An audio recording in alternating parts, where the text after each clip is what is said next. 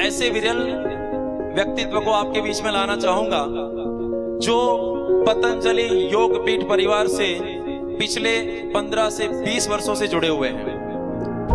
15 से 20 वर्षों से योग व्यायाम करते आ रहे हैं और पिछले 7 वर्षों से यज्ञ की इस संस्कृति को भी उन्होंने अपनाया।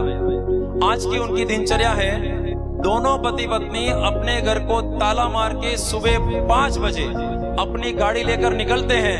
मुंबई के गली गली मोहल्ले मोहल्ले में यज्ञ और योग की ज्योति जला रहे हैं और पूरे मुंबई में अभी तक 500 से अधिक परिवारों में दैनिक यज्ञ चालू कराने का जिन्हें सौभाग्य जाता है, ऐसे विरल दंपति को मैं आपके बीच में प्रस्तुत करना चाहता हूं।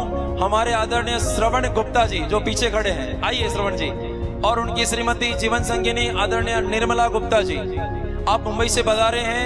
इनके पास ऐसे उदाहरणों की तो सूची लंबी चौड़ी है, हम 1 घंटा दें ना तो 1 घंटा कम पड़ जाएगा। इतने लोगों को इन्होंने ठीक किया है उपचार करके यज्ञ और योग से। तो मैं चाहूंगा कि 5-10 मिनट में आशीर्वाद के बाद वो अपने अनुभव भी हमें बताएंगे।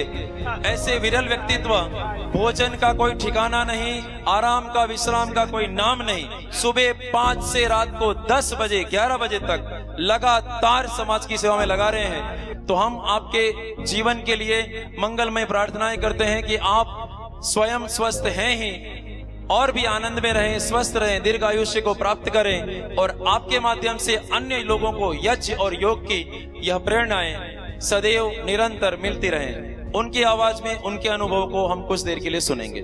श्रवण गुप्ता जी। माया मोरा जीव कल्याण समिति आयोजित पर्यावरण शुद्धि वर्षा महायज्ञ में हम यहाँ आए हैं। बहुत अच्छा लग रहा है, ये मेरे लिए सुखद अनुभव है और ये पहली बार हम ये प्रोग्राम को अटेंड कर रहे हैं। कुछ अनुभव हवन के, तो उसमें सबसे पहला अनुभव जो हुआ, एक 15 साल के बच्ची को 2nd स्टेज टीबी डिटेक्ट हुआ और वह जैन परिवार से बिलोंग करती है। जैन परिवार में यज्ञ को मानते नहीं है, वो बोलते हैं कि जीव जंतु मर जाते हैं।